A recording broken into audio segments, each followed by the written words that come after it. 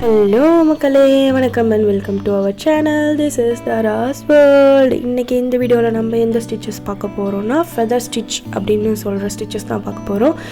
இது வந்து single button whole stitch, double button whole stitch, fly stitch இதெல்லாம் விட கொஞ்சம் டிஃப்ரெண்ட்டான ஸ்டிச். அது வந்து டேரெக்டாக போடுவோம், நேராக போடுவோம், ஜிக்ஸாக்காக போட மாட்டோம். இது வந்து அதே மாதிரி தான் கொஞ்சம் வரும். ஆனால் இதில் ஒரு சின்ன டிஃப்ரெண்ட் தான். என்னென்னா ஃப்ளை ஸ்டிச் மாதிரியே போட்டுட்டு அங்கே ஒரு லாக் போட்டுட்டு சென்டரில் ஒரு லாக் போட்டுட்டு டைரெக்டாக இழுக்காமல் மறுபடியும் ஒரு ஸ்டிச் ஒரு சைட் ஸ்டிச் போட்டோடனே நடுவில் கொண்டு வந்ததுக்கப்புறம் ஒரு நடுவில் இப்போ நான் காட்டுறேன் பாருங்கள், இந்த மாதிரி போடாமல் கொஞ்சம் நடுவில் லாங் ஸ்டிச் சின்னதாக பக்கத்தில் போட்டுட்டு அதுக்கப்புறம் இந்தாண்ட ரைட் சைடு போட்டிருந்தா லெஃப்ட் சைடு போட்டிருந்தா ரைட் சைடும் கொஞ்சம் மாற்றி ஜிக்ஸாக் மீன்ஸ் நேராக வராமல் டபுள் பட்டன் ஹோல் ஸ்டிச்லேயும் ஃப்ளை ஸ்டிச்லேயும் ஒரே சைடில் வரல, அந்த மாதிரி வராமல் கொஞ்சம் ஒரு கர்வ் இருக்குன்னா அந்த இடத்துல இந்த ரைட் சைடு வேறு இடத்துலையும் லெஃப்ட் சைடு கொஞ்சம் கீழே இறங்கியும் ரைட் சைடு கொஞ்சம் கீழே இறங்கியும் அப்படி மாறி வரும்.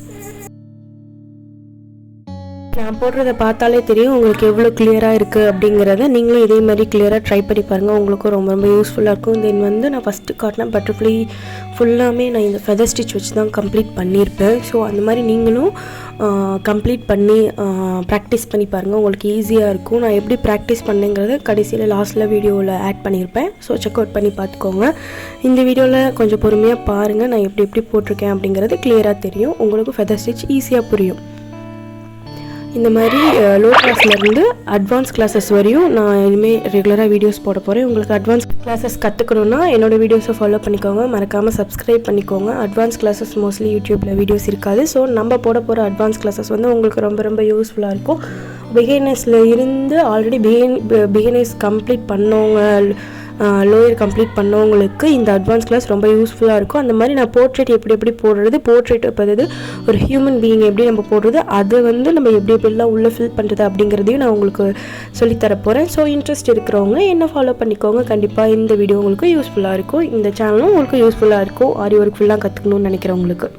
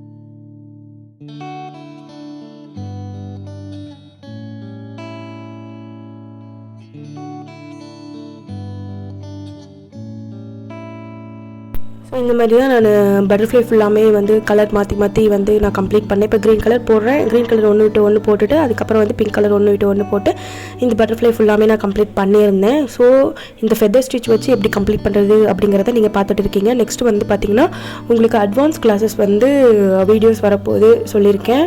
ஸோ அட்வான்ஸ் கிளாஸஸ் வேணுங்கிறவங்க என்னை மறக்காமல் சப்ஸ்கிரைப் பண்ணிக்கோங்க.